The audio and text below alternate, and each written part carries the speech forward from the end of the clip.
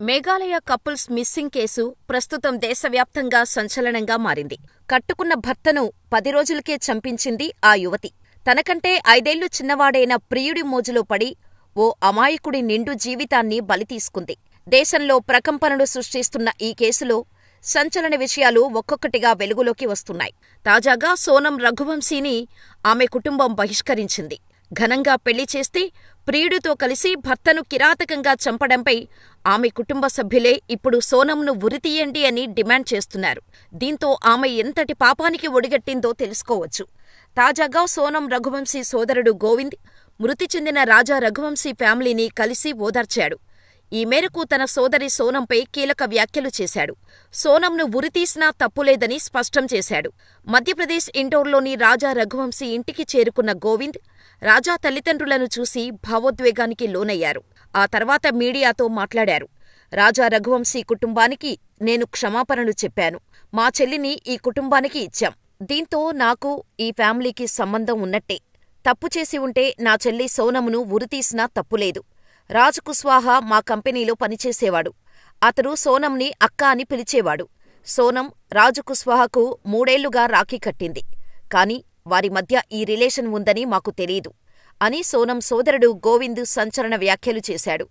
ఇదే విషయాన్ని రాజ్ కుష్వాహా తల్లిని అడగ్గా తనకు వారిద్దరి మధ్య ఇలాంటి రిలేషన్ ఉన్నట్టు తెలీదని చెప్పుకొచ్చింది. రాజ్ కుష్వాహా, సోనం ఇద్దరూ అక్కాతమ్ముళ్లుగా పిలుచుకునేవారని తెలిపారు. దీంతో పోలీసులు ఈ కోణాన్ని చూసి షాకవుతున్నారు. మరోవైపు ఈ కేసు దర్యాప్తును పోలీసులు వేగవంతం చేశారు. పక్కా ప్లాన్తో సోనం భర్త రాజా రఘువంశీని హత్య చేయించినట్టు పోలీసులు తేల్చారు. ఈ మేరకు మంగళవారం అర్ధరాత్రి సోనంను అరెస్ట్ చేసి షిల్లాంగ్కు తరలించారు. అయితే ప్రస్తుతం సోనంను వైద్య పరీక్షల కోసం ఆస్పత్రికి తరలించామని, ఆమె గర్భిణీగా ఉందా లేదా అనేది నిర్ధారణ కావాల్సి ఉందని అధికారులు తెలిపారు. బుధవారం క్రైమ్ సీన్ రీకన్స్ట్రక్షన్ చేసి ఆమెను కోర్టులో ప్రవేశపెడతామని తెలిపారు. అయితే సోదరుడి కంపెనీలో పనిచేస్తున్న రాజ్ కుష్వాహాతో ప్రేమ వ్యవహారాన్ని తల్లికి ముందే చెప్పింది సోనం. పోలీసుల ఎంక్వైరీలో ఈ విషయం బయటకొచ్చింది. రాజా రఘువంశీతో పెళ్లి కుదిర్చిన టైంలో తల్లితో సోనం గొడవ పడింది. రాజ్ కుష్వాహాతో తన ప్రేమ వ్యవహారాన్ని చెప్పేసింది. కాని తల్లి కుదరదని చెప్పటంతో గొడవ జరిగింది. రఘువంశీని పెళ్లాడుతా, కాని ఆ తర్వాత పరిణామాలు తీవ్రంగా ఉంటాయని సోనం తల్లిని బెదిరించింది. చివరికి అన్నంత పని చేసింది. మే 11న అయిష్టంగానే పెళ్లిపీటలెక్కిన సోనం 3 ముళ్లు పడగానే మర్డర్ స్కెచ్ వేసింది. పెళ్లయ్యాక 3 రోజులు అత్తింట్లో ఏవో కారణాలు చెప్పి భర్తకు దూరంగానే ఉంది. భర్తతో కలిసి ఉండలేనని ప్రియుడికి మెసేజ్ పెట్టింది.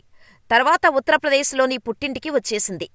కిరాయి ముఠాతో భర్త రఘువంశీని చంపేందుకు ప్లాన్ చేసి హనీమూన్ వంకతో షిల్లాంగ్కు తీసుకువెళ్లింది.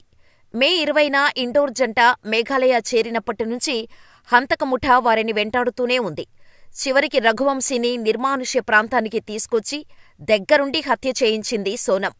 హనీమూన్ ట్రిప్పులో పక్కా ప్లాన్తో భర్త రాజా రఘువంశీని చంపించిన సోనం హత్య తర్వాత ఇండోర్కొచ్చి తన ప్రియుడిని కలిసింది. వారిద్దరూ ఒక గదిలో ఉన్నారని, పారిపోయేందుకు ప్లాన్ చేసినట్టు మధ్యప్రదేశ్ పోలీసుల ఎంక్వైరీలో తేలింది. ఓ టాక్సీ మాట్లాడి సోనంని యూపీకి పంపించాడు ఆమె ప్రియుడు రాజ్ కుష్వాహా. కేసును తప్పుదోవ పట్టించేందుకు సోనం ఘాజీపూర్లో ధాబా దగ్గరకు చేరుకొని తననెవరో కిడ్నాప్ చేసినట్టు డ్రామాలాడింది.